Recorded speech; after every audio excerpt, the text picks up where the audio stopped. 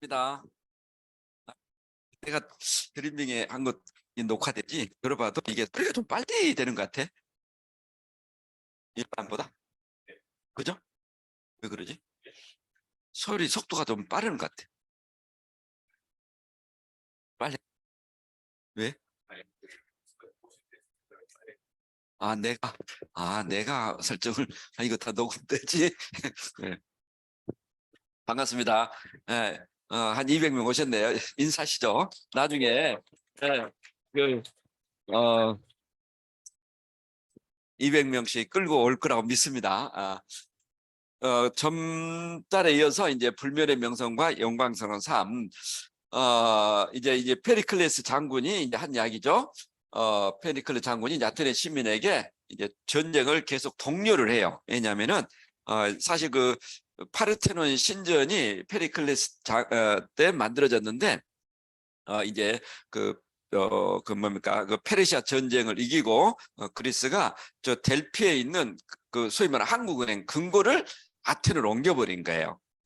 그러다 보니까 막 그 그리스 전국에서 이제 이렇게 막 조공이 바치고 그래가지고 이제 스파르타고 너 왜 우리 이렇게 도움도 받지 않고 그걸 옮겼느냐 안 옮겼느냐 해가지고 전쟁이 일어난 게 이제 펠로폰네 전쟁이거든요. 그런데 이제 이 페리클레스 장군이 정말 탁월한 장군인데 이분이 결국은 흑사병, 전염병으로 죽으면서 그리스가 세태의 길로 들어서는 어떤 그런 부분입니다. 그래서 이 페리클레스 장군이 로마 시대 같으면 이제 카이사르보다도 더 뛰어난 그런 장군이 아닌가 생각되네요. 자, 이분들 가운데 누구도 모아놓은 재산을 더 즐기고 싶어 겁쟁이가 되지 않았으며 어느 누구도 살다 보면 언젠가는 가난에서 벗어나 부자가 되겠다는 희망에서 위험 앞에 몸을 사리지 않았습니다. 그죠? 가난에 벗어나고자 부자가 되겠다는 희망에 대해서는 우리가 굉장히 도전했다는 그런 뜻, 도전해야 된다는 뜻이겠죠. 이분들은 성패의 여부를 불확실한 희망에 맡긴 채 자신만을 믿고 눈앞에 닥친 현실에 대처했으며 그럴 때는 굴복하고 목숨을 건지는 것보다는 버티다 죽는 편이 더 명예롭다고 생각했습니다. 예. 그래서 이분들은 사람들의 비난은 피했지만 위험에 머무는 맞서다 잠시 이 길을 맞아 두려움이 아닌 영광의 절정에서 세상을 하직한 것입니다. 내가 바라는 것은 오히려 여러분이 날마다 우리 도시의 힘을 실제로 보고 우리 도시를 사랑하는 것이며 우리 도시가 이대하게 보이면 우리 도시를 이대하게 만드는 것은 모험심이 강하고 자신의 의무가 무엇인지 알고 의무를 다한 것에 자부심을 느낀 사람들 때문이라는 사실을 기억하는 일입니다. 이분들은 공의에 의하여 목숨을 바쳐 그 대가로 자신들을 위해 불멸의 명성과 가장 영광스러운 무덤을 받았습니다. 이제 이 이야기는 어떤 이야기냐면 그 전에는 한 번도 생각하지 못했던 페르시아를 그리스가 이겼다는 거예요. 네. 그러니까 이 페르시아인이라면 막 우리 그 임진왜란 때 일본인처럼 그렇게 두려워했어요. 네, 우리도 임진왜란 때 그 일본이 온다고 하니까 정말 그 다 도망갔거든요. 그렇듯이 그리스인들도 이 페르시아라면은 뭐 이상한 가발 쓰고 이렇게 말 타고 어떤 그런 이렇게 인상을 가지고 있기 때문에 굉장히 두려워했어요. 그런데 그 페르시아를 이겨버린 거예요. 그러면서 이제 그 이긴 자기들 이제 선조, 이제 조상한테 이렇게 우리가 그렇게 용감하겠다. 그래서 우리는 이런 어떤 부분을 가지는 게 당연하다. 그리고 스파르타도 우리가 이렇게 이제 아테네 그리스 제국을 만들어야 된다. 그리고 우리 스파르타하고 싸워도 이길 수 있다. 이렇게 자꾸 이제 제국화를 추진하는 어떤 그런 내용인데 이걸 사실 그 뭐 이렇게 이제 간단히 이렇게 우리가 보고 있지만은 이번에 그 한동훈 장관도 이 책을 갖고 갔다잖아요. 펠로폰네 전쟁사. 그렇기 때문에 여기서 또 미국의 이라크 전쟁을 일으켰던 사람들도 이제 이론적인 토대가 이 책에서 나왔대요. 왜 팍스 아메리카? 그러니까 미국이 왜 세계 패권을 가져야 되는가? 그 논리를 이제 이 책에서 전부 다 뽑아낸 거예요. 그러니까 저도 이제 굉장히 그런 게 공감이 되는데 어떻든 우리는 제국화 또는 우리 뭐 사업을 한 사람은 팽창을 확장을 해야 되고 그런 뜻이 아닌가 생각되네요. 그래서 이제 우리가 자 어떤 그 이렇게 변화에 대해서 2.5%는 혁신가, 13.5%는 얼리 어답터, 34%는 선도적 대중, 34%는 후발 대중, 자 16%는 느림보라는 이런 어떤 곡선을 이렇게 표시해놨던데 이 부분에 대해서 한번 쭉 보겠습니다. 자 어떤 사업을 하더라도 초기에 미처 경험하지 못한 많은 초기에는 많은 난관과 싸워 나가야 한다. 불안정하고 정리되지 않은 시스템과 매뉴얼, 사회적 편견, 여론의 부정적 시간, 예기치 않은 정부의 간섭, 일확천금을 노리는 무리들의 합류 등 불투명한 사회 미래를 뚫고 나간다는 것은 불굴의 확신과 용기에 나오는 신념을 가지지 않으면 지속적인 인내심을 가지고 성취하기란 여간 어렵다. 이건 이제 어떤 내용으로 이렇게 했냐면은 이제 그때는 5만 원에 그 비스키트를 팔았대요. 한국 오픈할 때. 그래가지고 그 이야기 들으면 너무 재밌어요. 그 어디 무슨 호텔에 있다 하는데 그 트럭 5톤 트럭을 가져와 가지고 나는 경북 총파를 할 거야. 그래가지고 7천만 원어치 비스킷을 사가지고 이렇게 이제 내려가고 그랬다고 하네요. 근데 워낙 그 조폭들이 왔대요. 조폭들이 정말. 그래가지고 이제 비스킷가 거의 도저히 수용이 안 되니까 그 사장실 이렇게 돌아가지고 그 비스킷 내놓으라고 이렇게 깽판 지기는 일도 있었고. 참 어처구니 없는 일들이 많이 일어났더라고요. 그러면서 이제 올림픽 체조 경기장인가 거기 가가지고 또 그런 어떤 비즈키트를 설명하면서 나눠줬다는 그 판매했다는 그런 이야기가 있더라고요. 그러니까 그런 어떤 불투명한 시대 또 뭐 월드와이드도 이제 김일도 의원님도 이게 잘 막 언론에 공격받고 막 안 되잖아요. 그러니까 뭐 이런 어떤 많은 어떤 어려움이 있었고 또 저희들 할 때도 어쩌면 이런 시스템이 없어요. 탱커와 놓쳐볼 수 없었어요. 저희들은 뭐 성공 ABC 또 뭐 RRTM 뭐 이런 걸 지금 여러분 잘 모르겠지만 우리는 이제 이런 CLC 오면은 RRTM이라 해가지고 리크루팅, 뭐 리테일, 뭐 또 트레이닝, 뭐 미팅 뭐 이렇게 알려주고 그리고 어디서 짜집혔나 봐.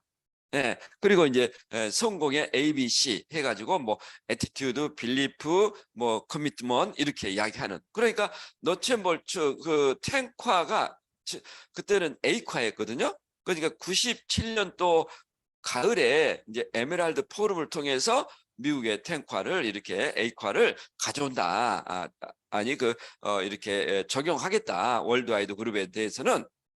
그리고 미국에도 그런 어떤 A과를 통해서 2년에서 5년 집중하면 다이아몬드가 되더라. 이게 이제 검증이 된 거예요.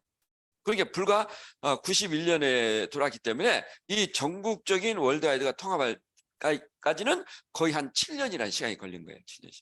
그 얼마나 많은 사람들이 왔다 사라졌겠습니까? 뭐 그때 유명한 그룹이 하나가 있는데 파워라인 그룹. 거기는 3개월을 팍씩 훈련을 시켜요. 딱 하겠다 하면은 500만 원씩 딱 세팅하는 거야. 물건 내놔라 해가지고 바로 막 500만 원 세팅해서 그때 파워라인이 아마 한국 아메이 지금의 한 7, 80%를 차지하고 있었을 거예요. 그러다가 97년 또 언론의 공격을 받으면서 쫙 연기처럼 샀죠. IMF 터지면서. 그런 어떤 비운의 역사가 있습니다. 그래서 자 2.5% 이분들은 굉장히 고생을 많이 했죠. 혁신가. 그런데 이분들 어떻습니까? 소수잖아요, 소수. 그러니까 한국 아메 초창기 멤버 사람이 지금 FC 중에 누구예요? 김일두 의원님, 주재호 의원님, 장인수 의원님. 3분 정도? 그 기라성 같은 그런 분들 저도 이제 뭐 그런 분들 스피치 들었는데 어디로 연기처럼 사라진 거죠. 그렇지만 이분들이 한국함의 기초를 만들어 놨다는 겁니다. 자, 이 사람들은 세상을 바꾸려 한다. 온갖 역풍을 선두에 서서 맞서 싸우며 자기 길을 간다. 이 영역의 사람들은 모험심이 강하고 자기만의 눈으로 미래 세상을 보고 점점 시간이 지나면서 세상을 변화시킨다. 그럼 여러분들이 저도 마찬가지고 우리가 2.5%의 혁신가가 될 수는 없을 것 같아요. 막 그 역풍을 심지어 뭐 미국의 시민권을 포기하고 한국에 와서 아메이를 하는데 아메이 뭐 다단계 피라미드 97년 때 어떻습니까? 초등학생들 그 수입 연필까지 전부 다 조사했거든요. 그런 어떤 시절에 신토부리 해가지고 뭐 난리를 쳤는데 그리고 또 공무원 교사 못 하겠죠 또. 막쫙 빠진 그런 과정을 거쳐서 이제 13.5% 이분들 좀 얼리 어답터. 저희들은 좀 얼리 어답터가 였다고 생각이 돼요. 그죠? 예, 혁신가의 방향에 민감하게 반응하여 일찍 그들의 변화를 감지하고 동참할 준비를 한다. 이들 또한 혁신가의 대열에 발빠르게 동행하여 길을 잡는다. 오늘까지 어느 정도 성취해낸 사람들 대부분은 이 얼리 어답터라는 거죠.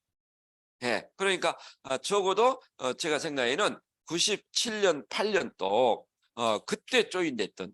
예, 그런데 그때는 시스템이 좀 정착이 되고 또 뭐 한국함에 그런 어떤 MJ 그랜드 보너스라는 그런 6배 보너스가 또 이렇게 발표되면서 이제 대기업 직장인들 또 엘리트 직장인들 뭐 엘리트 뭐 어떤 어감은 모르겠지만 하여튼 대기업 또는 전문 직 하신 분들이 아메의 비전을 보고 많이 조인한 거예요.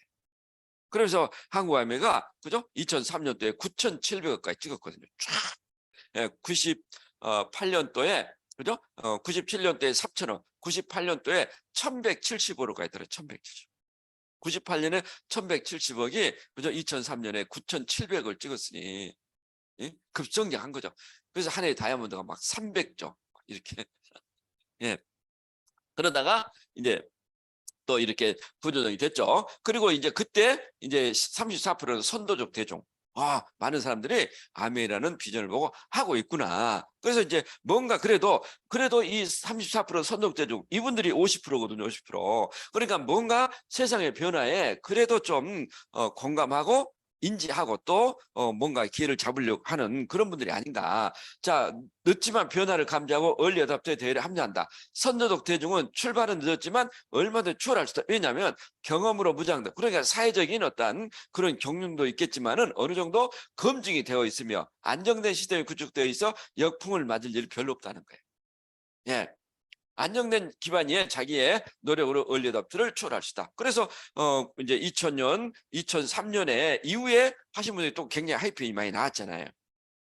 뭐 그전에 했던 분들이 계속 성장한 게 아니라 이 선도적 대중 이분들은 그래도 굉장히 또 이렇단 이 얼리 어답터를 보면서 이제 나도 한번 기회를 잡아야 되겠다 이렇게 조인했는데 이분들은 어떻습니까? 이미 시스템이라든가 이런 게 딱 기반이 구축된 거죠. 그래서 얼마든지 자기의 노력으로 그전 이 어떤 기회를 잡을 수 있었다. 자, 또 하나는 이제 자, 34% 후발적 대중. 자, 남이 다 가는 길을 거리다가 할 수 없이 합류하는 대중이다. 이 부류가 기회를 잡는 것은 쉽지 않다. 이미 안정된 기반에서 50% 혁신과 얼리답터 선도적 대중이 찾아오고 있으니 변화 속에 변화의 속도에 뒤처진 것이다. 어느 시대를 불문하고 이런 부류가 존재하는데 이런 변화의 속도를 감지하지 못하는 게 아니라 의식의 문제라고 판단된다. 앞으로 스스로의 노력으로 중산층으로 진입하는 것, 즉 경력자를 가진다는 것은 점점 힘들어질 것이다. 영원한 가난의 대물림이 될 수 있는 위험이 있다. 네. 이 34 후발적 대중 그분들도 암의 사업을 관심을 가질 수 있겠지만은 어떻습니까? 제가 이제 이렇게 좀 표기해 놓은 것은 그런 어떤 의식 그러니까 일약천금 또는 뭐 쉽고 빨리 이런 어떤 의식의 문제에 갖고 있는 분들 제가 보기에는 굉장히 많구나. 그러니까 잘못되면 이분들이 어떻습니까? 이렇게 사회의 이렇게 상류층 올라간다는 것은 사실 아메이 사업이 기회라지만은 저는 이런 후발적 대중은 굉장히 어렵다. 그러니까 이제 다 하이패스 요즘 고속도로 거의 하이패스잖아요. 지금도 하이패스를 달까 말까 고민하는 분들. 나 이해가 안 돼. 왜 하이패스를 안 달지? 바로 쌩쌩 달리는데? 근데 끝까지 하이패스를 바꾸지 않은 분들 있죠. 느린 버들. 자, 14% 삶은 개구리 증후군처럼 변화가 옆에 오고 나서야 뜨거워 이렇게 느끼는 분들이라는 거죠. 변화는 갑자기 오지 않는다. 개구리를 상온의 물에 넣고 서서히 끓이면 물의 온도가 올라가는지 모르고 중탕이 되는 것을 삶은 개구리 증후군이라 한다. 이 프랑스에 이 요리가 있대요, 사실. 개구리 중탕 요리가 있다 하네요. 네. 그런데 이제 여기서 이야기는 그죠? 이 변화를 하면 뜨거 하는데 서서히 이렇게 변화를 이렇게 맞이하면은 그 변화가 온지도 모르게 우리 어떤 삶에 이미 와 있다는 겁니다. 그럼 여기서 제가 이제 좀 드리고 싶은 이야기는 이 50% 그러니까 후발적 대중이라든가 14% 느림보에게 너무 시간과 정열을 쏟지 말라는 거예요. 예. 사실 이분들이 저 앞에 선도적 대주라든가 어울려도 더 영역으로 간다는 것은 굉장히 좀 어렵다고 봐요. 왜? 그런 의식이 예? 고정화되어 있기 때문에. 예. 굉장히 성실하게 사는 사람이 있는 반면에 굉장히 부정적으로 성실하게 사람도 많죠. 좀 뭐 비판적이고 어쩔 수 없이 어떤 그런 부분에 대해서 그래서 아메이라는 사업이 모두에게 길을 주지만 자 이분들이 이렇게 어떤 아메이 사업을 받아들여 가지고 성공한다는 것은 굉장히 어렵다. 이게 이제 저도 경험적으로 느끼는 것 같아요. 예. 그래서 이분들은 육체적 죽음이 아니라 경제적, 정신적 죽음은 육체의 죽음보다 더 혹독할 수 있다. 예. 어느 시대, 어느 집단에도 이런 부류가 존재하는데 이분들은 굉장히 아집, 편견, 고집불통인 사람이 많죠. 예. 정말 우리가 주위에 보면 아멘을 해야 될 사람이 하나요? 안 하잖아요. 안 해도 될 사람이 하거든요. 예. 그것은 어쩌면 기회를 보고 그분들의 의식이 문제가 아닌가 그런 생각이 듭니다. 그래서 이제 어떤 이 시대의 변화를 보더라도 다이트 운동 해가지고 자 영국에서 이제 산업혁명이 시작됐는데 이 숙련공들이 이 증기관을 밤에 그죠? 막 망치로 때려 부수러 다니는 운동이 이게. 그래가지고 역사를 보면 168명인가 이 노동자들이 사형에 처합니다. 사형에. 거기서 노동법이 나온 거예요, 사실. 예. 그렇지만은 어떻든 이분들이 부순다고 해가지고 증기관이 사라지는 거 아니란 거죠. 이건 변화를 감지하지 못했다는 겁니다. 또 적기절 해가지고 이렇게 이제 자동차가 발견되니까 이 마부들이 또 직장을 잃잖아요. 그래서 이 붉은 깃발을 든 사람이 시속 걸음걸이로 4km, 1시간에 4km 보통 걷잖아요. 이 속도를 초월을 못하게 만들어 버립니다. 그래서 영국이 자동차를 제일 처음에 발명을 했지만 자동차 산업에 뒤진 게 이런 국가적인 조례 때문에.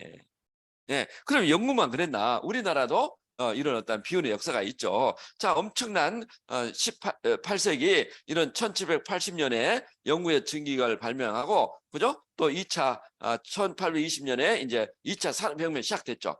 예. 그것을 빨리 받아들여 가지고 일본은 1860년에 메이지 유신을 발표했고 그런데 이 메이 뉴스를 발표한 이유가 일본은 어떻습니까?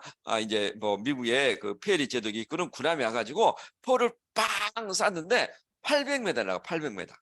근데 일본에서 이 해안에서 포를 빵 쏘는데 300m 나가는 거야. 그러니까 자기는 아무리 이렇게 포를 쏴도 이 뭐 게임이 안 된 거죠. 그래서 거기서 딱 감지를 한 거예요.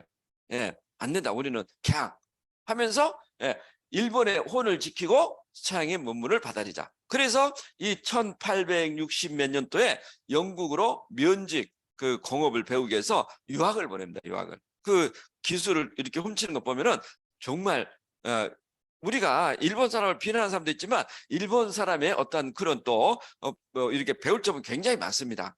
예. 어떻게 영국의 면직 그 기술을 훔치냐면 그 면직 공장 옆에 일본의 식당을 차려 식당을. 그래가지고 식당에서 이제 젊은 막 사람들이 열심히 하는 거야. 또 맛도 좋고 싸고. 그러니까 이 면직 공장에 있는 이제 제일 처음에는 노동자들이 이제 밥 먹으러 거기 온 거예요. 너무 맛있는 거야. 싸고. 그 중간 간부들이 점점 오는 거야. 중간 간부들이. 예. 그러다 보니까 너무 성실하게 잘해. 그래서 당신들 예? 우리 공장에 와서 그러면은 청소 뭐 이런 이제 잡식물어 뭐 경비 그런데 너무 잘하는 거야 또. 그래서 이제 생산 라인에 한 명씩 투입한 거예요. 그래서 생산 라인에 투입해 가지고 그 친구들이 저녁에 모여 가지고 밤에 봤던 아니 낮에 봤던 생산 라인을 전부 다 도면으로 그린 거예요. 무서운 족속이죠. 그래가지고 이제 다 완성되니까 내가 일본의 고향에서 결혼하러 들어온다. 들어오라고 그런다. 갑자기 부모님 좀 위도가다고 내가 일본을 가야 되겠다. 그 일본 와가지고 그 도면을 가지고 일본의 면직공업을 일으켰다 그래요. 그게 1800년도. 그런데 우리나라는 고종이 이정척사. 그죠? 예. 외세를 배격하고 우리 그때는 이제 그 성리학이죠. 예. 이 사악한 오랑캐를 배척하고 소금 문명을 차단하는 세국 정책을 쓴 거죠. 그게 어떻게 연결됩니까? 결국 1910년에 한일합방으로 이렇게 되면서 36년에 치욕겪고 또 독립을 우리가 했습니까? 남해선에 독립을 하고 또 좀 하려고 하니까 유교 비극이 일어나고 그래서 박정희 대통령이 1960년도부터 1차 산업화를 시작한 거예요. 그러니까 서구 문명보다 영국보다는 200년, 일본보다는 100년이 늦은 거예요. 100년. 예. 그런데 다행히 자 4차 산업혁명이 2015년에 됐는데 정보통신혁명에 대해서 우리나라가 굉장히 발빠르게 이렇게 도입하기 시작한 거예요. 이번에 보셨죠? 일본은 아직도 그 팩스를 씁니다. 팩스. 우리는 뭐 카톡으로 다 보내버리잖아요. 또 온라인으로 다 되잖아요. 그 일본은 팩스. 또 뭐가 일본 안 됐다든가? 굉장히 우리보다 이런 초고속 통신은 늦습니다. 예, 그러다 보니까 이게 이제 결국은 2022년에 그런 어떤 일본을 따라잡았다 하는 그런 기사가 나왔잖아요. 자, 이런 어떤 비운의 역사는 단 하나, 지도자가 변화를 감지하지 못했다는 거죠. 개인의 국가는 이런 변화를 감지 못해가지고 그죠? 이제 일제 시대 때 이렇게 수많은 국민들이 핍박을 받았던 그런 어떤 비운의 역사를 세지 않았는가. 그래서 이런 대변화기 때, 그죠? 자, 이런 변화를 받아들이는 국가는 패권국이 되고 변화를 거부한 국가는 대부분 식민지가 됐다. 우리나라 식민지가 되고 일본은 패권국이 됐잖아요. 개인도 마찬가지죠. 변화를 받아들이는 개인은 이런 기회를 편승해서 상류층이 되고. 그래서 제조업 뭐 정주영 회장이나 이병철 회장이나 뭐 구본무 회장이나 전부 다 이 산업화의 변화를 받아들인 거죠. 그죠? 예. 근데 농사가 최고야. 그래서 우리 부모님처럼 뼈 빠지게 농사 진 사람들 어떻습니까? 아무도 남은 게 없잖아요. 예? 그래서 개인은 그죠? 이런 변화를 거부하면은 결국은 후회와 평범한 그런 밖에 안 나온다. 그래서 어쩌면은 이런 어떤 변화를 감지하지 못하면 빈곤 대물림이 그죠? 반복될 수 있다. 자, 자녀 사교육이 부족한 거죠. 지금 뭐 이 사교육은 가면 갈수록 강화되 낮아지지 않을 거라는 거죠. 특별한 어떤 능력이 없다면은 그죠? 예. 또 사교육이 부족하니까 학업 성취도 하락되고 학업 성취도 하락되니까 또 취업 역량 하락되고 취업이 잘 안 되는 거죠. 되더라도 좀 어떤 뭐 연봉이 낮다든가 그런 부분들 그 급여 수준 하락되고 소득 저하, 교육 수준 저하, 대학 진학률 하락, 또 직장의 질 저하, 소득 저하 이런 부분들이 계속적으로 반복된다는 거죠. 그러면은 자녀 간에 그죠? 그 세대 계층 이동 가능성. 자, 2009년에는 그래도 31%였는데 2011년 43%. 지금은 거의 저는 아마 한 6, 70% 될 것 같아요. 이제 그러니까 웬만해 가지고는 이렇게 상류층으로 갈 수 있는 사다리가 끊겼다는 거. 엊그제 이제 제가 서울에 가서는 그 이야기를 했는데 지금 이제 예비 결혼 부부들이 가장 먼저 체크하는 게 뭔지 아세요? 남편 직장 좋아. 또 뭐 얼굴도 좋아. 근데 뭘 체크한지 아세요? 너희 부모님 노후 준비 돼 있니? 이걸 체크한대요, 이걸. 이야, 그래서 이 현금성 연금이 나오지 않으면 자녀들 결혼을 못 해. 그 아메이 사업. 그 우리나라 1% 부자가 32억 8천만 원인데 자산이 빚 없이 자산이. 근데 제가 따져보니까 3% 이율을 따지면 자산이 50억 정도 있으면은 파운드스 EDC가 되면은 자산이 50억. 그러니까 1%의 연간 소득이 2억 1천만 원인가 돼. 2억 1천만 원. 연소득이. 그럼 우리 연소득이 2억에서 3억이 파운드 EDC 되거든요. 그럼 1%에 거의 들어갈 수 있는 기회와 수단이 우리한테 있다는 거죠. 저는 여기 말씀드렸나요? certain 데스냐, possible 데스냐, certain opportunity냐, possible opportunity냐. 저희들은 보니까 그럼 어떻습니까? 정말 뭐 0.01% 정도에 속하는. 그러니까 우리 똑같이 이 빈곤하게 시작했지만은 암의 사업을 통해서 확실한 기회를 잡았다는. 그런 부분에 대해서 앞으로도 그죠? 한 달에 500만 원 정도 연금이 나오는 황금 항원. 그럼 여러분들이 파운드 에메랄드 이상만 돼도 우리가 자산 가치가 한 17억. 우리 자녀들이 우리 엄마, 우리 아빠 파운드 에메랄드야. 그 연금이 한 달에 연금 같은 소득이 한 달에 한 500만 원씩 나와 연말에는 한 1억씩 타고 그러면 뭐 바로 결혼할 수 있다는 거죠. 예? 국민연금 가지고 노후가 해당이 안 된다는 겁니다. 참, 이 심플리 리치에 나온 이야기예요. 이제 그 리치 디버스 붙인 사이버 디버스가 돌아가시면서 리치 창업자에게 이 유언을 해준다. 이거. 자, 이렇게 이제 그 사이버 디버스가 아메이 사업에서 어떤 일을 하는지 아세요? 문지기. 경비도 쓰고 또 공장 견학 온 사람들 이렇게 가이드도 해주고. 그런데 막 너무 이제 두 젊은이가 뭐 세제 같은 거 만들면서 이렇게 열심히 하는 걸 보면서 이제 돌아가신 아버지가 그런 이야기를 하는 거야. 이건 정말 대단한 사업이 될 거야. 엄청나게 일 커질 거야. 내가 지금 이 사람들에게 하는 약속을 절대 잊으면 안 된다. 얼마나 멋진. 막 이렇게 열심히 하는 두 아들한테 스티븐 앤델과 제이벤 앤델 제이벤 앤델과 이제 리치 디보스에게 무슨 일이 있어도 지켜야 한다. 그들의 기대를 저버리지 마라. 내 입으로 한 약속 하나하나를 빠짐없이 지키게 오늘도 내일도 노력하거라. 내가 오늘 행하는 일 하나하나가 내일의 결과에 엄청난 영향을 줄 거야. 하나님이 너희를 이렇게 축복했으니 자신의 말에 끝까지 책임질 줄 아는 경연이 되어야 한다. 예, 이 어쩌면은 부치께서 이렇게 유언을 했기 때문에 오늘날까지 아메이 사업을 우리한테 이렇게 기회를 주면서 이런 약속을 지키지 않았나. 예, 예. 이제 우리 이제 60주년, 그죠? 예. 야, 이 제이와 리치가 아메이 되겠나? 뭐 둘이 막 차에 싣고 하면서 했는데, 야,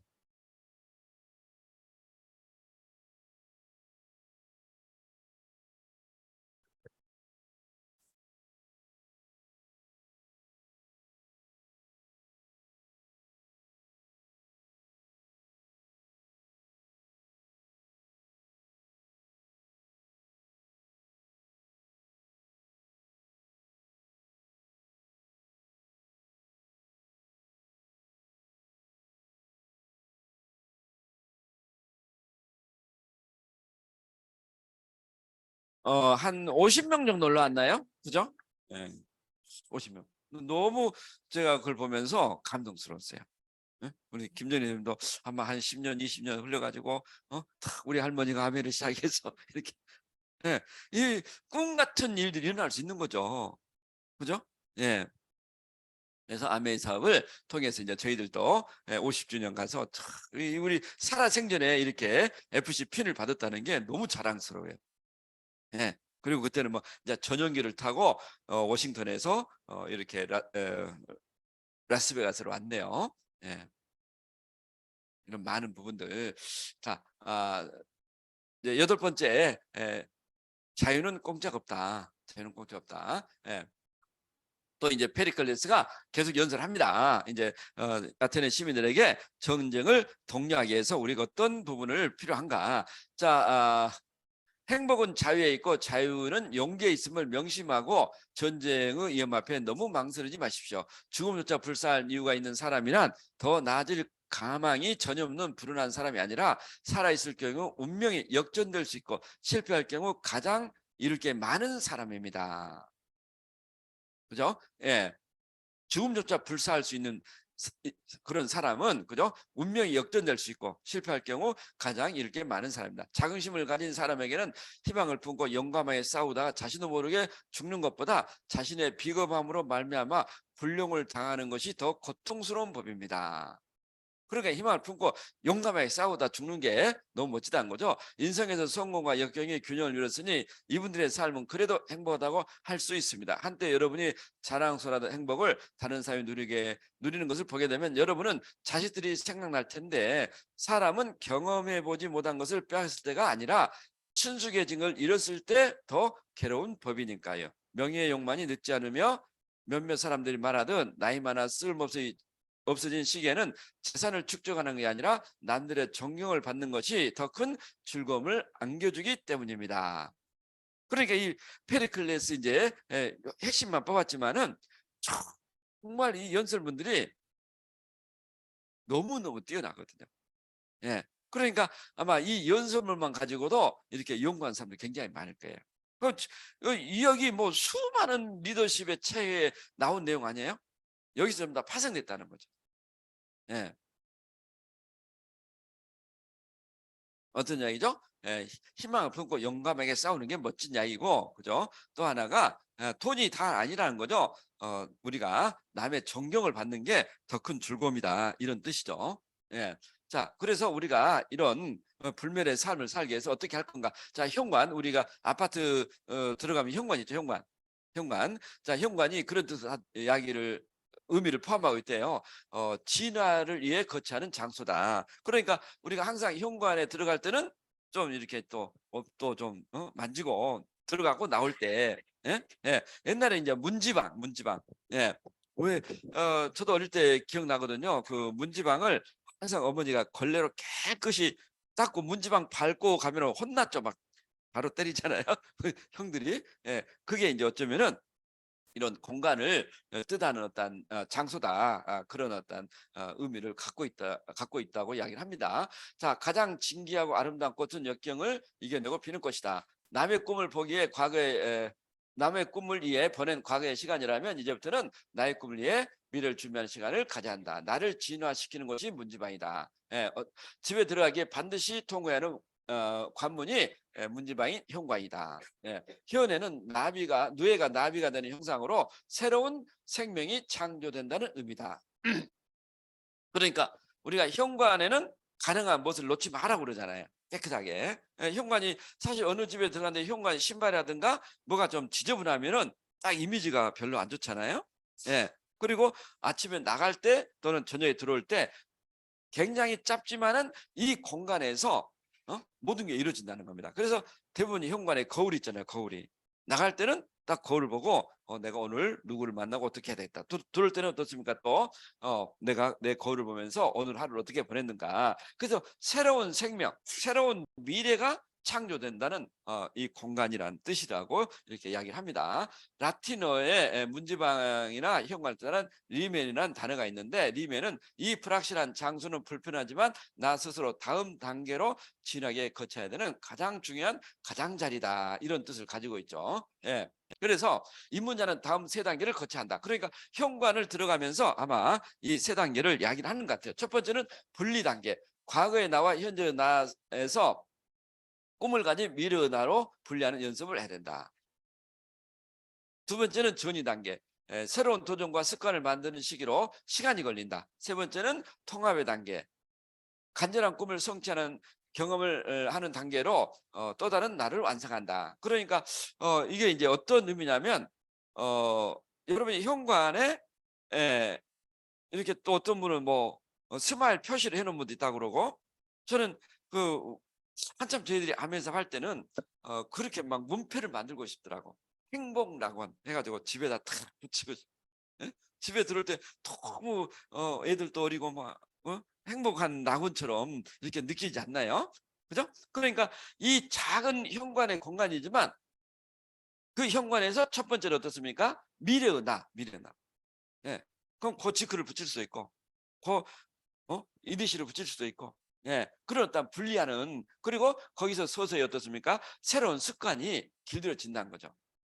하루아침에 바뀌는 게 아니라 그 작은 공간에서 새로운 도전과 습관, 이런 부분들이 이렇게 나를 계속적으로 이렇게 성장시키지 않는가. 그리고 마지막 이제 통합, 간절한 꿈을 성취하는 경험을 하는 단계.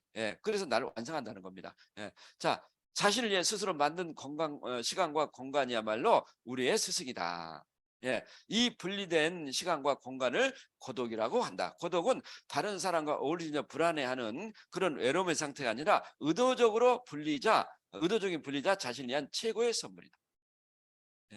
그래서 저는 마라톤을 뛰는 거예요. 이 나만의 고독한 순간에 킬리만자로의 표범처럼 탁 하면서 어떻게 오늘 하루를 뭐 어떤, 그죠? 하루를 딱 시뮬레이션 하는 거죠. 누구를 오늘 만나고 어떤 행사를 하고 또 어떤 미팅이 있고, 그런 부분에 또 어떤 좀 이렇게 고민한 부분이 있으면은 고민한 부분 가지고 어떻게 문제를 해결해 나갈 건가 또 깊게 생각할 수 있는, 저는 뭐 이 아침에 달리는 이 시간이 너무 저한테는 에너지 엄청난 에너지입니다. 그래서 한참 달릴 때는 밤새지 달리고 싶은 욕구도 막 굉장히 일어나더라고요. 랜턴 하나 딱 달고 한번 내가 쓰러져 죽을 때까지 한번 달려보자. 예? 한참 힘들 때는 그런 어떤 생각도 있는데 한 번도 해본 적 없네요. 자, 의도적인 분리의 우선순위를 정의한다. 예. 그죠? 이런 어떤 의도적인 분리.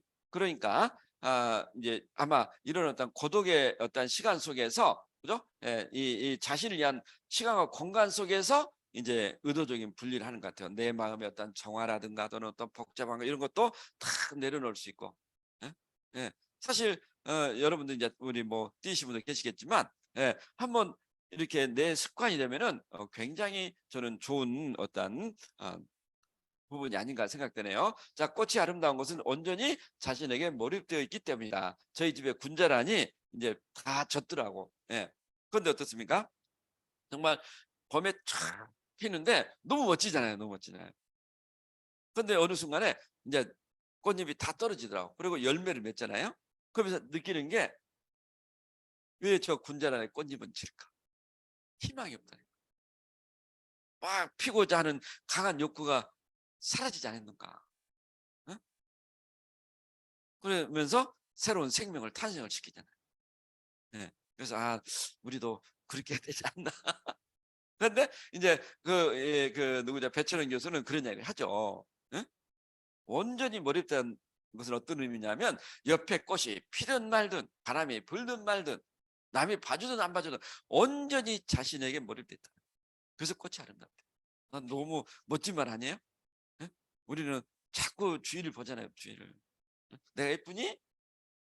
잘하고 있니? 예, 자기 자신에게 몰입되어 있지 않고 자꾸 타인의 시선에 내가 의식하고 있기 때문에 내가 혹시나 그 아름다움이 좀 손상되진 않았는가 그런 뜻이라고 봅니다. 예. 자, 호메로스의 오디세이에 이런 일화가 나온다. 예, 호메로스 오디세이야. 여러분들 꼭 한번 읽어 보시기를 바랍니다. 굉장히 두꺼운 이야기지만 반드시 읽어야 될 책. 예, 일주일의 전쟁 이야기예요. 그 두꺼운 책이. 우리 누굴 위해 정을 울리나 누가 썼죠? 예? 누구를 정을 울리나? 해밍웨이가 썼나요? 예? 그것은 3일 전쟁 이야기예요. 3일 전쟁. 해밍웨이가 쓴 것 같은데. 예, 예. 자, 오디세우스가 기안길에 지하세계로 들어가는 장면이 나오는데 지하세계의 신 아킬레우스가 전쟁 동료 옛날 전쟁 동료죠. 트로이 전쟁에 오디세우스를 붙잡고 이렇게 이야기한다. 이게 이제 보니까 두 가지 있어요. 제게는 하데스로 돼 있어. 근데 또 인터넷에는 오디세이로 돼 있더라고. 예, 그 누가 맞은지 모르겠지만 그건 중요한 게 아니라 어떻든 지하로 들어가는데 살아있는 오디세우스가 근데 이제 아킬레우스가 그런 얘기를 하는 거예요. 아킬레우스는 죽었잖아요. 화살을 맞고. 그래서 오디세이를 붙잡고 하루만이라도 모습으로 살아도 좋으니 지상으로 올라가고 싶다. 그러니까 지하 세계를 관장하는 신이지만 그 영원한 지하 세계를 관장하는 신이지만 이 이승의 머슴의 아르마도 못하다는 거예요. 야, 여기에 너무 깊은 의미가 들어있지 않나요? 예? 예. 비록 지하세계를 관장한 영원한 신이지만 지하세계는 지상세계의 노예 하루만도 못하는. 저도 믿음을 갖고 있지만 살아서 개가 될지언정 죽은 사자보다 낫다. 저는 때로는 뭐 개인적인 이야기네요. 주변에 듣고 있는 분도 공감할지 모르겠지만 우리는 죽어서 천국 간다. 그런데 사는 게 조금 비참해. 그러면 왜 우리가 태어났지? 뭐 의도지 않고 우리 부모님 막 태어나게 했나? 태어날 의미가 없잖아요. 어차피 죽어서 천국 갈 거, 이 이승의 어떤 행복과 천국이 없다면은 우리가 이 현재의 살 의미가 뭐가 있나 이거 그렇지 않나요? 네? 그러니까 이런 부분에 대해서 저는 굉장히 공감된 게 그래 살아있는 현재가 천국이 중요하지.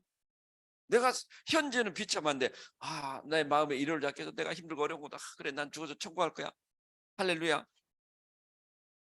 과연 그게 맞을까? 혹시 나를 현재 좀 힘들고 어려운 나를 스스로 위로하려고 합리화시키는 거 아닐까? 뭐 그런 생각이 들어요. 개인적인 얘기지만 정말 내 사람을 도와주고 또 자선을 베풀고 또 그분에 영향을 미치고 그게 낫지. 정말 힘들고 어렵고 부정적이고 뭐 하면서도 할렐루야 하면서 천국 갈 거야 막 그건 저는 아니라고. 제 개인적으로는. 예. 그래서 우리가 살아 있을 때 희망을 노래할 수 있는 거지 죽으면은 아무 소용이 없다. 아무 소용 없다. 비록 천국에 갈지라도 죽으면은 아무 소용이 없다. 아, 천국에 가면 좋지. 예, 그렇지만 어쨌든 예, 살아있는 이 순간이 더 중요하지 않는가. 자, 단테의 신곡 이게 나오죠. 우리 이제 남성 리더분들은 5월 달에 단테의 신곡을 읽기로 해서 신곡. 저는 신곡을 2번 읽었거든요. 어? 예, 여러분 신곡도 꼭 한번 읽어볼 필요가 있는데, 자, 이런 내용이 나온다. 베르길리우스의 손을 잡고 지옥에 들어간 단테가 욕망에 사로잡힌 이성을 잃고 불륜을 저지른 죄로 영원히 지옥에서 고통받고 있는 프란체스카와 파울로를 만난다. 불륜을 저지른 프란체스카를 단테가 동정하자 이 프란체스카 이렇게 하는 거야. 이게 이제 이제 그 시아버지와 이제 동생 마누라야. 마누라 두 분이 불륜을 저질러서 지옥에 떨어진 거예요. 죽어서. 그런데 이제 프란체스카 단테를 보고 이렇게 프란체스카가 이제 단테를 보고 이렇게 한 거예요. 여자분인데, 자, 그녀는 나에게 처참할 때 행복했던 시절을 회상하는 것보다 더 큰 고통은 없다고. 어떤 이야기죠? 자기 연민. 행복했던 시절을 회상하는 것은 지옥이라는 것이다. 현재 행복을 지켜나가는 것이 천국일 것이다. 이 단테의 신곡에 나옵니다. 예. 우리가 옛날에 우리 FC 갔을 때 그 미팅 갔을 때 부시 대통령이 왔었거든요. 예. 그분도 이제 그런 이야기 했어요. 자기 연민에 빠지는 것은 굉장히 위험하다. 우리가 잘못되면 막 자기 연민에 빠지잖아요. 내가 그래도 옛날에 내가 방귀깨나 꼈는데, 옛날에 우리 할아버지 땅이 여기 다 우리 할아버지 땅이 었는데, 그런데 지금은 지하 색감방에 살고 있는 거예요. 그죠?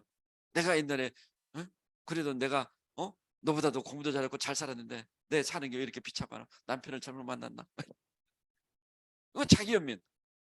아무 의미 없다는 거죠. 예?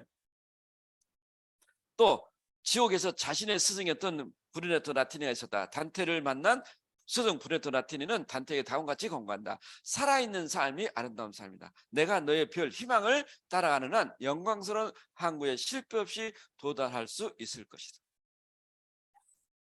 그러니까 이제 이런 부분에 이제 우리 이제 철학 교수분들은 그죠?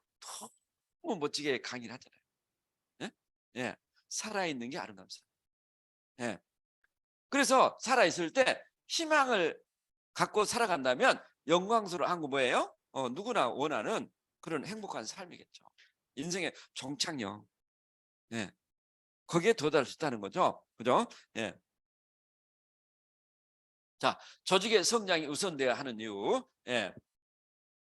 이것도 이제 아테네 페리클 장군이 이제 왜 우리가 국가를 먼저 생각해야 하는지를 말했다. 예. 우리 아테네 시민을 모아놓고 왜 우리 아테네를 여러분들이 국가를 위해서 이렇게 전쟁에 나가야 되고 국가에 충성해야 왜 해야 되는지 그런 이야기겠죠. 자, 시민 개개인은 번영하지만 국가 전체가 넘어질 때보다는 국가 전체가 똑바로 서는 편이 개인의 더 큰 도움이 된다는 것이 내 생각입니다. 한 개인이 아무리 잘났다 해도 국가가 망하면 그도 총체적인 파국에 휩쓸리고 말 것입니다. 그러나 국가가 안전하다면 개인은 불행을 당해도 회복할 기회가 얼마든지 있습니다. 이렇듯 국가는 개인의 고통을 감당할 수도 개인은 국가의 고통을 감당할 수 없다면 우리 모두는 당연히 국가를 옹호해야 하지 않을까요? 그러니까 당신들이 전쟁에 안 나가면은 스파르한테 우리가 전쟁에 지면은 당신들 아무리 뛰어나도 아무 소용이 없다. 우리는 전쟁에 나가야 되고, 여러분, 이게 이제 애국심을 고취시켜주는 애국심. 이게 이제 미국의 애국심의 어떤 원조가 되는 거죠. 그래서 신문에 나왔죠. 옛날에는 이 애국심이 굉장히 이렇게 높았어요. 다민족 국가지만. 그런데 요즘 미국도 젊은이들이 애국심보다는 이제 돈이 더 높아요. 돈이.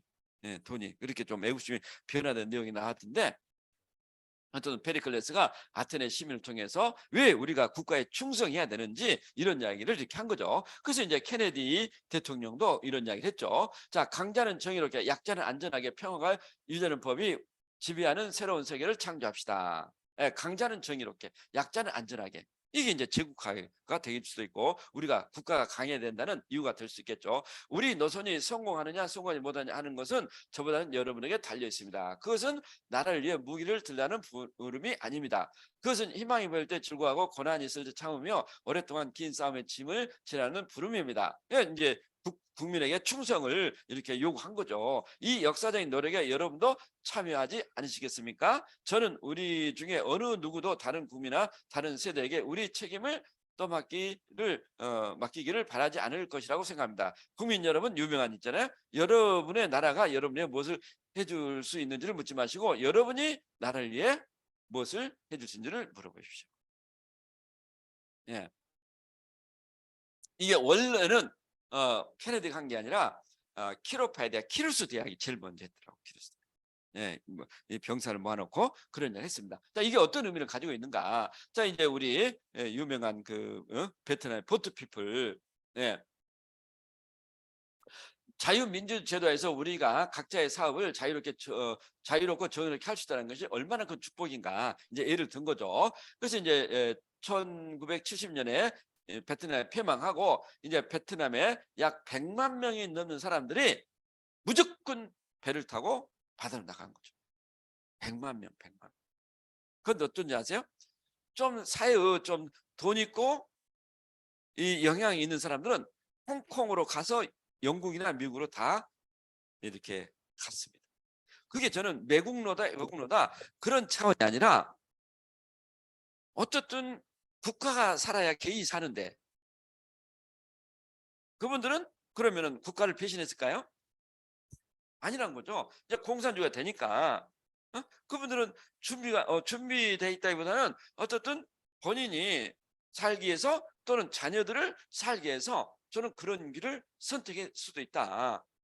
우리가 사실 이제 이렇게 독립투사 일제시대 때 만주로 가서 독립투사 됐지만 사실 그분들이 독립운동을 하기 위해서 만주로 간 건 아니라 그런 분도 있겠지만은 한국에 어떤 부분들이 너무나 이 조선에 사는 게 힘드니까 이제 사실 만주로 좀 더 이렇게 좀 자유로운 삶을 살려고 갔는데 거기서 이제 독립군을 만나든가 아니면은 독립운동 하게 되는 어떤 계기가 될 수도 있고, 예, 그런 어떤 분이라 보거든요. 그러니까 이 월남이 폐망할 때도 우리도 또 그런 이야기 있잖아요. 일제시대 때 그때도 일본으로 유학한 사람도 있고, 네. 왜 그런 어떤 차이를 만들어냈을까? 그런 부분도 우리가 한번 생각할 필요가 있지 않나 생각되는데, 자, 가장 그러니까 마지막 남은 사람들이 포트피플이에요.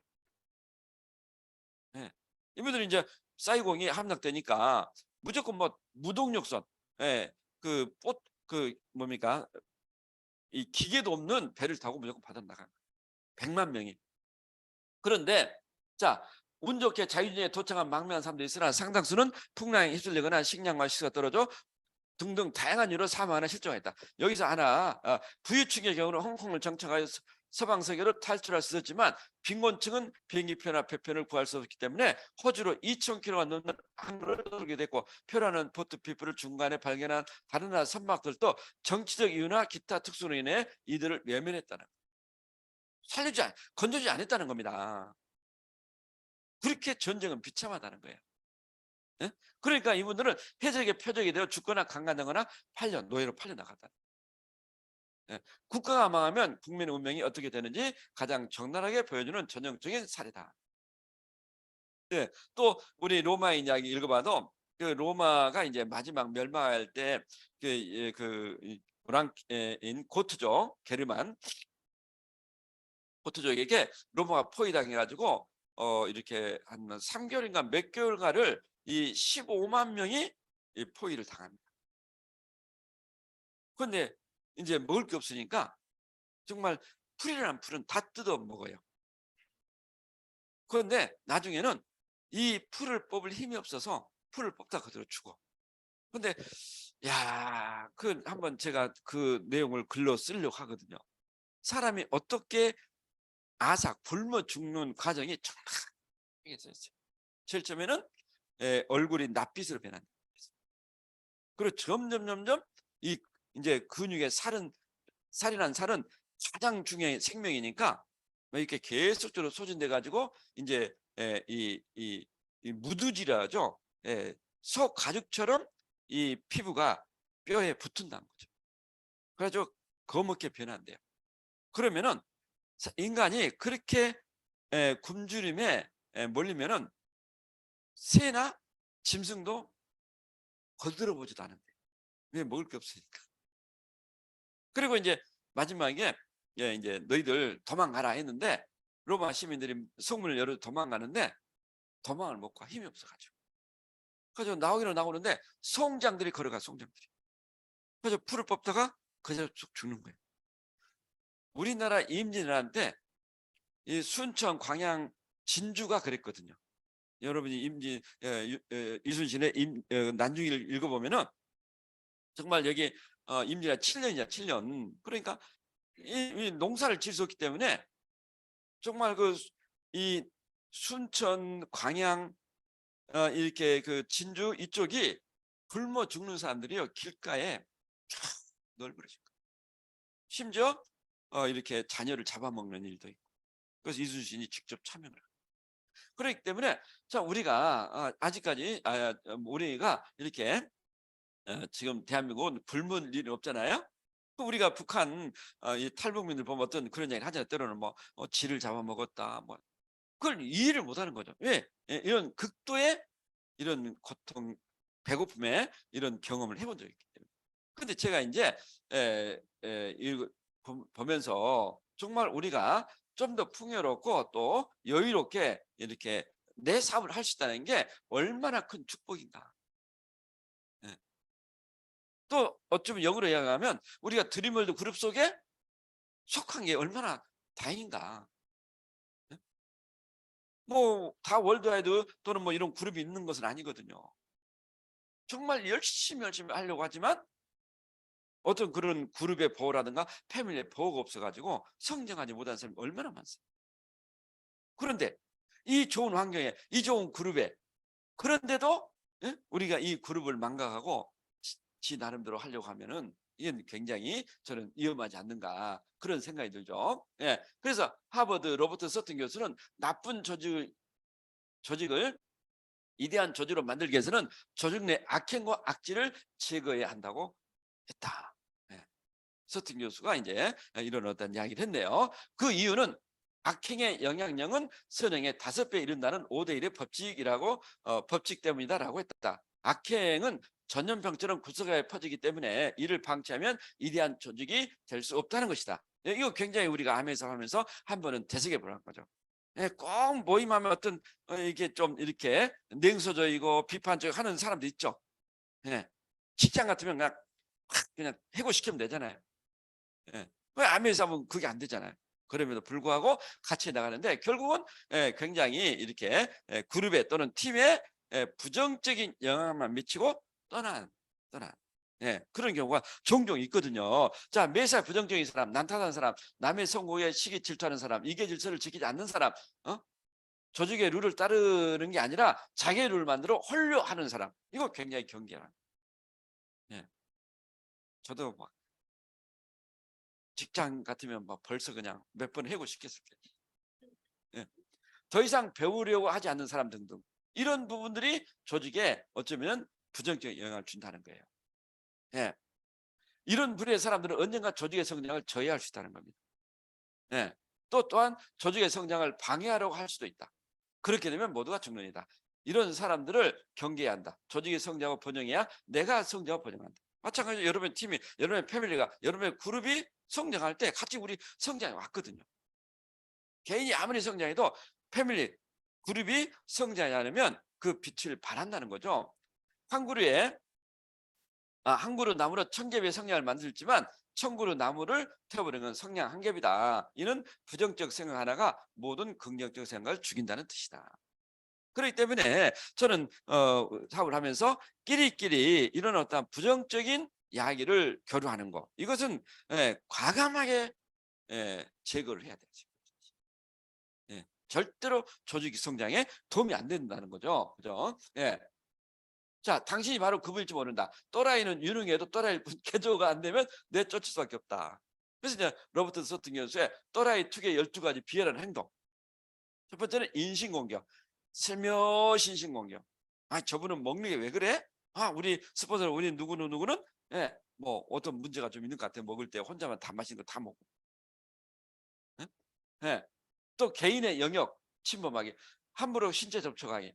말과 행동 몸짓 행동으로 위협하기, 냉소적으로 약 올리기, 기분 나쁜 이메일 보내기, 뭐 조직이 어떤 그런 어떤 또라이 조직이라 이야기를 하는데, 또라이 제로 조직을 만들려면 이런 사람들을 과감하게 제거해라. 그럼 우리가 이제 아메이 사업도 우리는 그 어떤 상하의 그런 인공관계 조직이 아니기 때문에 이런 분들이 있을 수 있다는 이야기죠.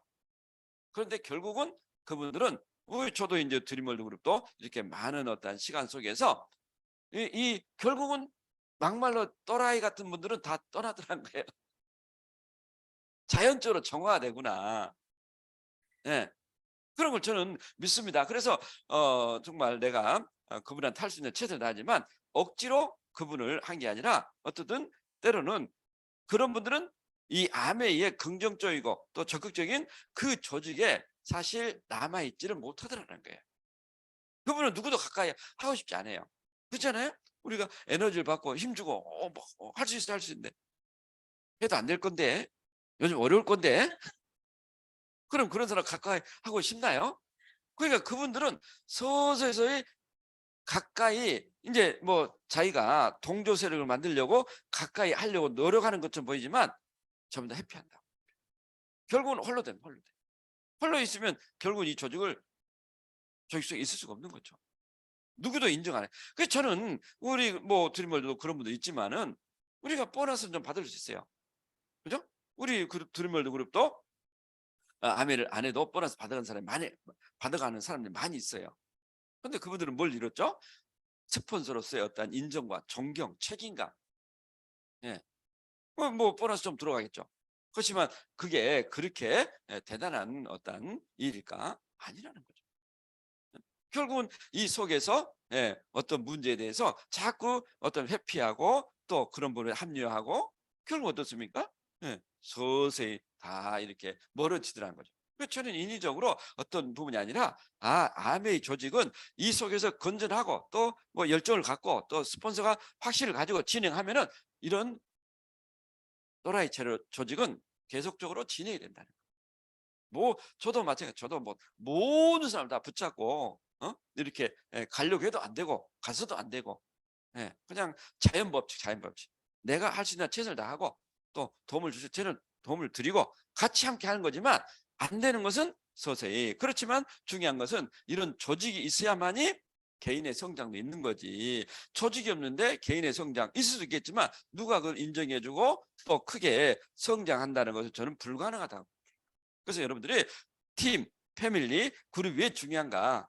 똑같은 거죠. 페리클레스가 이야기했듯이 이 속에 있을 때 우리는 서로 존중해주고 인정해주고 거기서 함께 힘을 주고 또 내 파트를 키워내는 그런 어떤 환경이 만들어지는 거지. 나는 이제 뭐 온라인 나는 뭐 이제 그룹 뭐 아메 회사에 다 해주니까 편하고 쉬울 수 있겠지만 천만에 시간이 지나면서 저는 그런 부분들이 전부 다 가려질 거라 봐요. 그래서 내가 할 수 있는 한 최선을 다하자. 그게 이제 제 신조입니다. 신조. 그래서 오늘은 여기까지만 하고 마치도록 하겠습니다. 1시간이 벌써 지났네요. 감사합니다. 우리 온라인에 또 줌으로 참석하신 분 수고하셨습니다.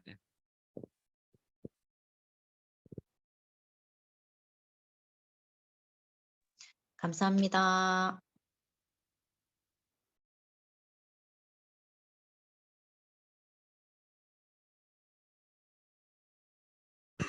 네, 오늘 또 멋진 강의 감사드립니다. 네, 온라인 또 오늘 많이 참석하셨는데, 네, 화면 켜신 리더님들 부터 간단하게 진행하고 마무리하도록 하겠습니다. 먼저 안현정 리더님.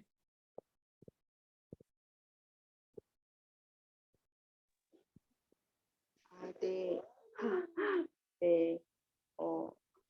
강의 너무 잘 들었고요. 이거는 인문학 강의는 많은 생각을 하게 해주는 것 같아요. 그래서 또 해주신 말씀, 강의 주신 말씀 마음에 새기고, 네. 강의 사업 잘 진행하도록 하겠습니다. 감사합니다. 네, 감사드립니다. 네, 이두영 리더님. 예, 반갑습니다. 이류영입니다. 오늘 그 탐리님 그 강의를 들으면서 내가 조직에 도움이 돼야 되겠다라는 생각하고요. 그다음에 나의 좀 부정적인 생각을 좀 없애야 되겠다라는 생각을 좀 많이 했습니다. 열심히 사업하겠습니다. 네, 감사합니다. 네, 양재 리더님도 함께하셨네요. 네, 반갑습니다. 진짜 나의 성장이 팀과 또 그룹의 성장에도 그런 생각을 하게 되었고, 오늘도 탑리더님, 진짜 귀한 말씀 너무 감사드립니다. 네, 감사합니다. 네, 현장에 나와 계신 리더님들부터 진행하도록 하겠습니다. 네, 먼저. 네.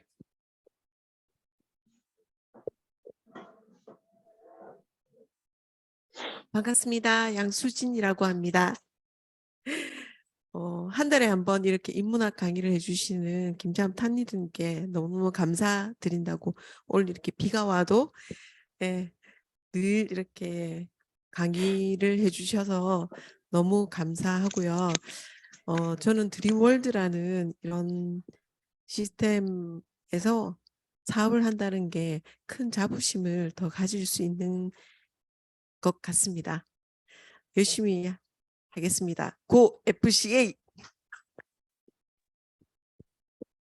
네, 감사합니다. 네, 김정린 리더님.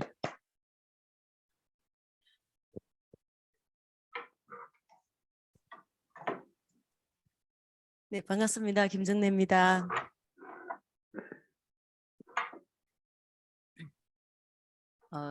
정말 아까 탑리더님께 말씀하신 것처럼 나보다는 나의 조직, 팀, 내가 이렇게 스폰서가 뭘 해줄까를 바라는 게 아니라 내가 팀을 위해서 어떤 사람이 이제 무엇을 해야 될지 다시 한 번 더 저 자신을 한번 더 되돌아보면서 진짜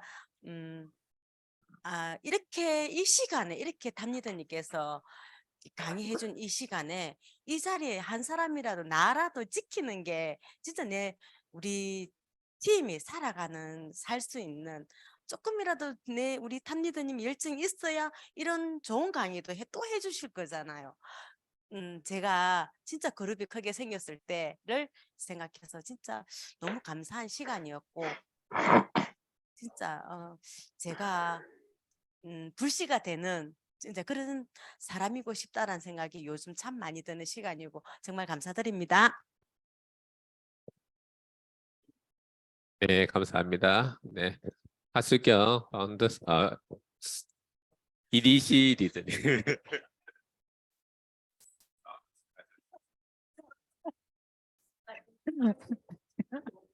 곧 네, 하수경입니다.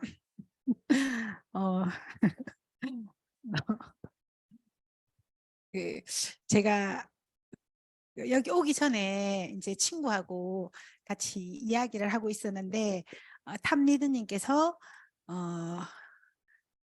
인문학 강의를 해주시는 시간이라고 이제 나는 가야 된다라고 하니까 너무 부러워하더라고요. 진짜 그런 강의 들어서 너무 좋겠다라고 하더라고요. 사실은 어떻게 보면 굉장히 감사하고 축복된 시간인 거를 알고 있기도 하고 또 새삼 좀 항상 느끼죠. 그리고 그냥 어쨌든 현장에 나와 있으니까 진짜 이게 어떤 가치가 있을까에 대해서 정말 진심으로 감사하거든요. 그리고 오늘 또 건강도 좀 몸도 컨디션이 안 좋으실 텐데도 언제나 자리 지키고 언제나 한결같은 모습 보여주시는 것도 굉장히 저희들한테 진짜 모델이 되는 것 같습니다. 오늘 강의 들으면서 처음에 이제 이야기해 주셨던 어떤 시대 흐름에 발맞춰 나가지 못할 때 우리가 감당해야 진짜 너무나 많은 고통들, 무서움 그런 것들을 생각하면서 사실은 인문학이라고 하는 게 또 스폰서님 강의가 들으면서 그냥 계속 이제 저를 생각하게 되잖아요. 저와 대화를 하게 되는데 진짜 그 시대에 태어나지 않았던 게 너무 감사하다. 진짜. 그리고 지금도 내가 정말 시대의 그런 변화를 따라가지 않는다면 사실은 뭐 요즘에 책 GPT 이런 것도 이야기를 많이 하잖아요. 그런데 이제 저희 큰딸도 논문 쓸 때 책 GPT한테 다 물어보는데 이러다가는 내가 논문을 쓰는 의미가 있을까라는 생각이 든다라고 이야기를 하고, 근데 이렇게 변화하는 이 시기에 진짜 이렇게 생각하지 않고 나의 위치를 정확하게 인지하지 않고 지낸다면 어떤 일이 벌어질까를 생각하는 그런 시간이기도 했고, 또 아까 그 호메르스의 오디세우스였나요? 거기에 아킬레우스 이제 제가 이름을 외우는지 안 외우는지에 대해서 스포츠님 확인해 주세요. 호메르스의 오디세우스에 나오는 내용인데 거기에 그 지하세계 신 아킬레우스가 오디세이아에게 맞죠? 맞나요? 오디세이아에게 정말 지상에서의 뭐 섬으로 하루만 살 수 있다면 좋겠다라고 이야기했던 그 이야기가 그냥 진짜 많은 생각을 생각해보면 많은 것들을 생각하게 하는 것 같아요. 지금 살아 있다라고 하는 거, 이 시대에 살아 있다라고 하는 거, 저는 사실은 또 좀 건강하게 오래 살고 싶어요. 왜냐하면 세상이 어떻게 바뀔지가 너무 궁금한 거예요. 진짜 건강하고 오래 살면 그렇게 어떻게 바뀌는 건지를 조금 한번 진짜 보고 싶다라는 생각이 들 만큼 진짜 정말 세상이 많이 바뀔 거라는 그런 생각을 하죠. 근데 이렇게 변화되는 시대에 정말 말씀해 주신 것처럼 이렇게 진짜 저는 저희 팀이 백그라운드이거든요. 아메도 백그라운드고 저희 드림월드도 너무나 멋진 백그라운드예요. 그러니까 이렇게 멋진 곳에서 정말 따라만 간다면, 진짜 여기서 정말 최선을 다하려고 노력만 한다면 제 개인은 부족하지만 충분하게 함께 성장할 수 있을 거다라는 생각을 가지고 그게 얼마나 축복된 시간인지를 이런 시간을 통해서 다시 한번 더 일단 확인하고 다시 한번 더 일단 각인하는 그런 시간이어서 너무너무 감사드립니다. 부족하지만 이런 환경 만들어주신 스폰서님의 그런 생각대로 성장할 수 있도록 정신 차리고 노력하도록 하겠습니다. 화이팅! 감사합니다.